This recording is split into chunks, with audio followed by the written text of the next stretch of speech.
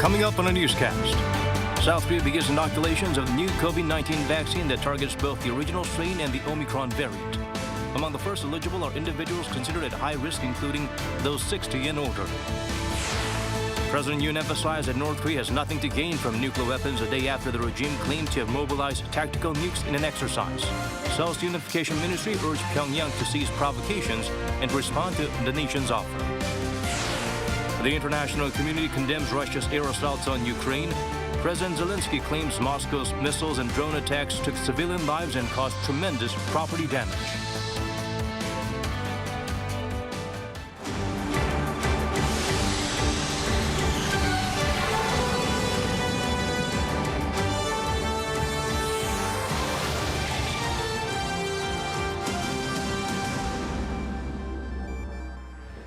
Hello and welcome to our newscast. I'm Daniel Che. Let's begin with our top story.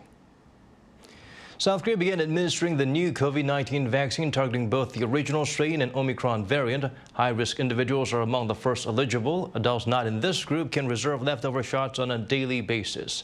Lee Si-woo starts us off. South Korea on Tuesday began inoculations using the new COVID-19 vaccine that targets both the original novel coronavirus strain and the Omicron variant. The country's health authorities say that Moderna's new bivalent booster is being administered at over 11,000 medical facilities around the country. Those who have completed their primary series of vaccinations and at least 4 months have passed since their last jab or confirmation of COVID-19 infection can receive the booster. This comes amid the growing possibility of a twindemic of COVID-19 and the seasonal influenza. Among the first eligible for the booster are those in the high-risk groups. They include people aged 60 and above, as well as workers and patients at facilities where infection rates are high, such as nursing homes and shelters for the homeless. Reservations for those in high-risk groups began on September 27th. Some 290,000 people had signed up in advance. Adults aged 18 to 59 who are not in high-risk groups can also make reservations for leftover shots on a daily basis. Bookings can be made by calling medical facilities directly starting Tuesday or online via Kakao or Naver from 4 p.m. on Wednesday. Meanwhile, South Korea on Tuesday reported over 15,400 new COVID-19 cases. That's over 900 fewer than the same day a week ago. There were 313 critically ill patients reported and 10 more deaths. That's the lowest number of deaths since the beginning of the COVID-19 resurgence last July. Lee Si-woo, Arirang News. Tensions on the peninsula rose sharply since Pyongyang claimed to have been conducting tactical nuclear drills. Seoul called on the regime to stop provocations and return to talks. Meanwhile, the government believes the North is working to hide weapons from surveillance.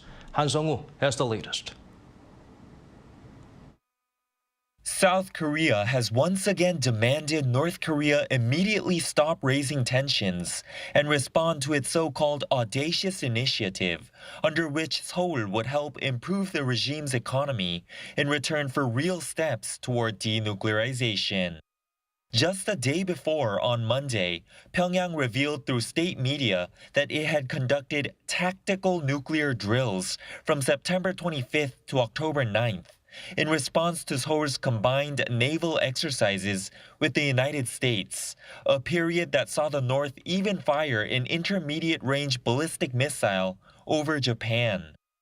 An official at the Unification Ministry told reporters on Tuesday that the government has been very seriously monitoring the North's drills, which target South Korea and come just a month after the regime adopted a new nuclear policy that potentially opens the door to preemptive strikes. The official added that Pyongyang's illegal military provocations cannot be justified in any way. Meanwhile, at the Defense Ministry, Joint Chiefs of Staff spokesperson Kim Jun-nak said that North Korea seems to desperately be coming up with ways to fire its missiles without them being detected by South Korea or the U.S. at the time of launch. We believe the ballistic missile that North Korea fired from a reservoir, as reported on state media, seems to be a last resort effort at evading our kill chain. something it's very wary of, it seems. The South Korean military will analyze the situation closely and maintain a firm readiness posture. One axis of Seoul's three-pronged defense system, the kill chain, aims to execute a preemptive strike against Pyongyang's nuclear and missile facilities when South Korea is faced with an imminent threat. The missile North Korea fired from the reservoir, which some observers are now calling a mini submarine-launched ballistic missile, has spurred concerns that South Korea's three-axis system might not be enough to deter future threats. At the time of the launch, South Korea's military had assumed the missile was not an SLBM, but a short-range ballistic missile fired from a transporter erector launcher on land. 한성우, Arirang News. The nation's top office believes North Korea may carry out more provocations. President Yoon reassured the public regarding national security and vowed to deal with the threat based on international cooperation. Pyeongyang shares with us his remarks. North Korea's steady development and advancement of its nuclear weapons continue to pose a threat to the international community. That's South Korean President Yoon Suk-yeol on his way to work on Tuesday. 북한이 핵을 통해서 얻을 수 있는 것은 아무것도 없다고 생각합니다. At the same time, President Yoon wants to make sure the public knows the nation is well defended.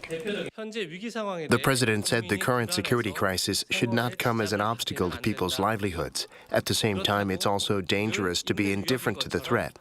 He vowed to deal with the grave security crisis based on international cooperation, including the South Korea-U.S. alliance and Seoul-Washington-Tokyo security cooperation. The South Korean leader's remarks came a day after North Korea announced that it carried out a 14-day-long military drills by mobilizing what it called tactical nukes to hit and wipe out potential South Korean and U.S. targets while rejecting dialogue with both. Meanwhile, his office said it believes North Korea is well capable of and, in fact, may be taking steps to carry out a conventional localized provocation similar to the 2010 shelling of a border island. A presidential office aide told reporters that not only is Seoul taking into consideration the possibility of a North Korean intercontinental ballistic missile launch or a nuclear test, but also a surprise attack in other forms. South Korea's National Security Council issued a statement after an emergency meeting last week, agreeing to make thorough preparations against the possibility of any form of additional provocations by North Korea, including a localized provocation. Seoul's presidential office warned that Pyongyang should remember that any further provocation will come at a cost. 문건영, Arirang News. Foreign ministry officials of Seoul and Tokyo discussed wartime forced labor compensation and agreed to continue close communication to improve relations. The director of the Asia-Pacific Affairs Bureau, Lee Sang-ryul, and his Japanese counterpart, Funakoshi Takehiro, agreed bilateral ties are moving forward in a positive direction. However, there was little progress on devising solutions to the issue during the two-hour session. But they did acknowledge that compensation should be resolved within the Korean judicial system. This comes after a phone between the leaders of the two sides as well as their summit in New York. The international community strongly condemns Russia's missile strike on Ukraine. The attacks took lives and caused serious damage to various infrastructure, the local HQ of Samsung Electronics included. G7 leaders are meeting to discuss sending more aid. Shin Se-byuk brings the updates. The European Commission has strongly condemned Russia's brutal attacks on Ukrainian cities Monday, calling them barbaric. These attacks, they are barbaric and cowardly attacks. EU Foreign Policy Chief Josep Borrell took to Twitter to say that Russia's assaults had no place in the 21st century and added that military support for Kyiv is on its way. Also, the U.S. called the barrage from Russia, which hit civilian targets, senseless attacks. U.S. President Joe Biden spoke over the phone with his Ukrainian counterpart, Volodymyr Zelenskyy, on Monday and pledged to provide Ukraine with advanced air systems. The U.S. and group of 7 leaders are also set to hold a virtual meeting on Tuesday to discuss further support for Ukraine. According to the White House on Monday, the leaders will discuss their commitment to holding Russian President Vladimir Putin accountable for Moscow's atrocities in Ukraine. President Zelenskyy is also scheduled to take part in the meeting. Meanwhile, Monday's attacks damaged a number of buildings and infrastructure in Ukrainian cities, including the building where Samsung Electronics Ukraine has its headquarters. An official from Samsung Electronics confirmed that some of the building's windows were shattered following the attack, although a missile did not directly hit the location but landed around 150 to 200 meters away. The official added that no casualties have been reported, as Korean employees there had been evacuated to neighboring countries such as Poland in the early days of Moscow's invasion, in accordance with the South Korean government's guidelines. When asked about the company's restoration plans for the building, the official said it's not up to them, as Samsung was one of many other tenants. As for South Korean nationals in Ukraine, South Korea's foreign ministry said there are about 40, and that no casualties were reported as a result of Monday's attack. The ministry also said it has no plans to withdraw its embassy in Ukraine and will continue to monitor the situation and come up with necessary measures to ensure the safety of Koreans. 신새벽 아리랑 뉴스.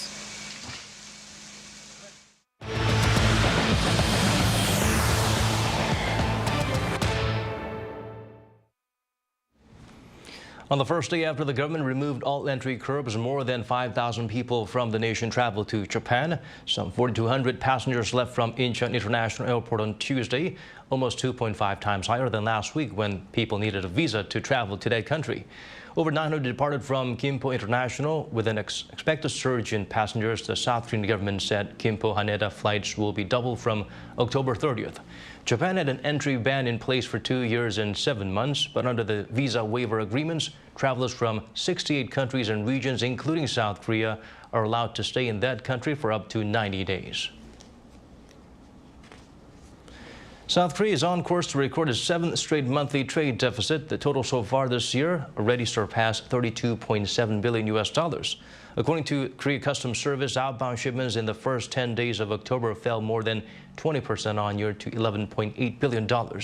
Key contributing factors include sluggish exports of chips, which have so far this month fallen nearly 21% to $2.2 billion. The same data also shows Seoul's imports fell some 11% to $15.6 billion. The wholesale price of electricity in the nation has risen to an all-time high, meaning a bigger deficit for KEPCO, as these costs are not yet fully passed on to consumers. According to the Korea Power Exchange, the wholesale price of a kilowatt-hour of electricity surged to a daily record of 269.981, or about 20 US cents. This is 3 to 4 times higher than last year. KEPCO ran at a loss of about $10 billion so far in 2022. The head of the organization told lawmakers the deficit would have been brought under control if billing rates had been raised along with fuel costs in a timely manner. The world's biggest biopharmaceutical manufacturing plant was unveiled to the public. The facility owned by Samsung Biologics is located in Incheon. Shin-young walks us through the plant and explains its significance. South Korea is now home to the world's biggest biopharmaceutical factory. Owned by Samsung Biologics, Plant 4 took 2 years to build. The company invested roughly $1.4 billion on this plant. It's as big as 29 football fields put together and spans 23.8 million square meters. It's able to produce up to 240,000 liters worth of biopharmaceutical goods every year. That's 3 times what a regular plant can usually manufacture. Next door are the company's 3 other plants. Together, they're expected to make a third of the world's biopharmaceutical contract manufacturing organizations, or bio-CMOs, at 620,000 liters. This will be the largest manufacturing capacity at a single location. Though it still needs to go through further construction, Plant 4 is ready for partial operations. By 2023, the plant will provide a complete one-stop service where medicines are developed from the earliest stage and manufactured for large-scale commercial purposes. Plant 4 is the product of Samsung Biologics' vision to become the world's largest contract development and manufacturing service. The company aimed to invest heavily in the biopharm production industry as demand for CDMO services spiked with the start of the COVID-19 pandemic. Shin-young, Arirang News. South Korea's seen a proliferation of smartphone apps that help users make money by doing ordinary things like texting friends or walking to the store. It's not a lot of money, but in these uncertain times of inflation, more and more people are making use of them. Pyeongyang sheds light on this phenomenon. People type on their phones every day for a variety of purposes. But what if someone told you could earn money every time you press something on your phone's keyboard? With this app, you are rewarded every time you text a friend or take notes on your phone. Once you collect a certain amount of credits, you can use them like cash to buy things, like a cup of noodles. In South Korea, applications like this have gained popularity because they allow people to make easy money without having to put in much effort. This is an app that rewards users 100 credits for walking 10,000 steps a day. If people collect enough credits, they can shop at convenience stores or grab a cup of coffee at a cafe just from walking. We have to walk anyways, so it's a plus that we can earn money easily. I usually buy coffee, and it's great because coffee nowadays costs as much as a meal. Besides these, there are other applications that reward people with cash for participating in quick online surveys or for simply not using their phones. According to an online survey platform, mBrain, 4 out of 10 office workers have experienced making money by using such apps. With prices rising, people are feeling pressure about their daily expenses. So when you think about how you can reduce spending, you can use such applications. People can't earn a great deal of money by using these apps, but at times of soaring inflation, many think a penny saved is a penny earned. Choi Min-jung, Arirang News. Moving on to other stories now. Harvest season is around the corner. Chili peppers have always been a popular crop in South Korea, but with abnormal climate conditions, anthracnose spores have been a growing concern for farmers. In response, chili peppers resistant to the disease have been developed. Yoon-jin gets us better acquainted with this new breed. These chili peppers are ripening in time for the harvest season just ahead. But a lot of the peppers have fallen to the ground, and even those attached to the branches are rotten. The sickened peppers have been infected with anthracnose. When it rains as much as it recently has, then anthracnose hits sooner and faster. We can't harvest the peppers. Anthracnose is caused by a spore-forming bacterium that mainly occurs in hot and humid climates. It damages various crops, including chili peppers. Roughly 20 to 30% of chili pepper production in South Korea is affected by the disease annually, causing farmers around $75 million a year in damages. That's why the Rural Development Administration set out to develop a world's first anthracnose-resistant pepper breed back in 2012, and in a joint effort with private institutions, has since successfully produced some 100 varieties. Roughly 30% of the total nationwide farming area for peppers is now growing an anthracnose-resistant pepper breed. Studies show that these peppers reduce the cost of pesticide by more than 50%, while increasing harvesting yields by over 30%. Only using roughly half of the usual amount of pesticide, it's helped cut my expenses, and the quality of the peppers have improved, so I've been able to sell at a better price. We support institutions and companies that want to breed these disease-resistant peppers so that we can make further developments faster. Climate change has brought more frequent abnormal weather, which is increasing the spread of various diseases, and anthracnose in crops has been no exception. Research needs to be strengthened to fight the spread of such diseases. Yoon-jin, Arirang News. The Ministry of Gender Equality and Family is stepping up efforts to address a common difficulty faced by multicultural parents in the nation by helping to ensure their kids are fluent in the Korean language. 30 more instructors skilled in teaching students from bilingual households will be added, 30 more specializing in language development. Their services will be available at multicultural family support centers across the country. There are also plans to open more counseling centers and provide catch-up classes for young students about to start school. The ministry discovered some people from multicultural families suffer from low self-esteem and employment level through a recent survey. Officials are focused on providing needed support to change that trend. The Suwon Hwasong Cultural Festival kicked off over the weekend. Among featured events is a play to demonstrate Kim Jong-jo the Great's nighttime military training, as well as a drone display. Kim Jong-il takes us closer to the action. The much-anticipated festival kicked off with a performance of Joseon's 22nd king, Jeongjo the Great's nighttime military exercises. The king is known to have overseen day and nighttime exercises himself, where he led his troops through a variety of drills and training sessions. This year's play was an effort to recreate the bravery and vigorousness of his leadership.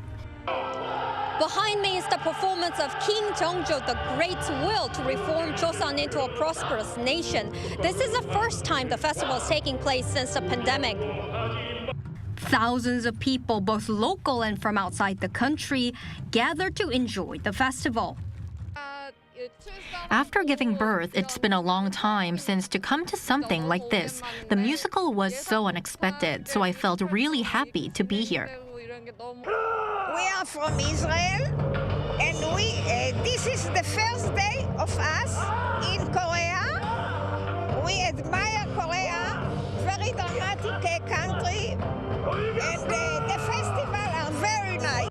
A performance of King Jeongjo the Great's royal guards practicing martial arts while riding horses was something that also grabbed people's attention. And the grand finale, a drone show consisting of 400 drones. The gallant figures practicing martial arts in the sky left spectators completely in awe. Suwon City Mayor Lee Jae-jun said the festival is to honor King Jeongjo the Great's dreams of wanting to reform the Joseon dynasty to become stronger and wealthier. It's the 59th Suwon Hwasong Cultural Festival.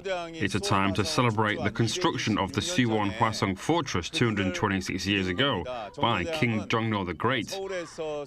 Come to Suwon. Suwon will have a wonderful autumn experience for you. Other exciting programs, such as an interactive story about King Jeongjo as well as parades, will run until the 22nd of this month. Kim Jung-sil, Arirang News.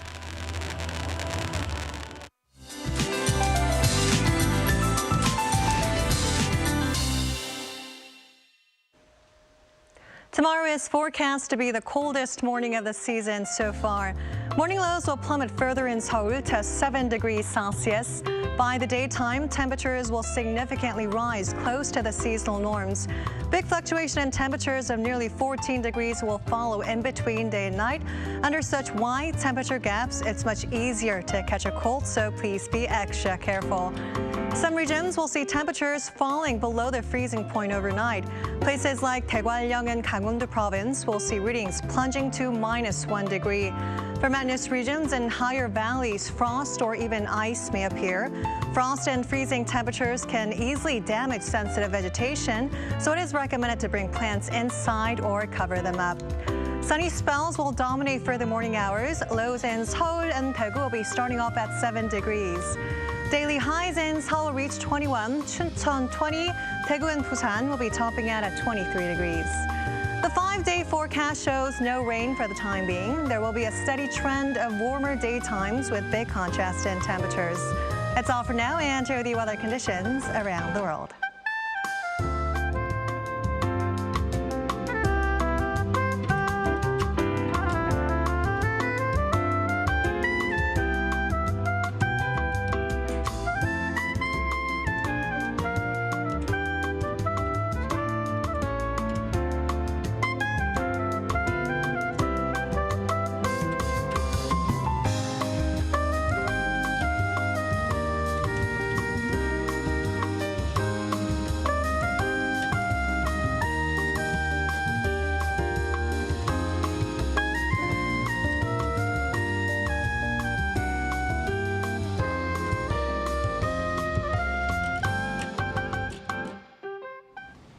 And that's all from us. As always, thank you for watching.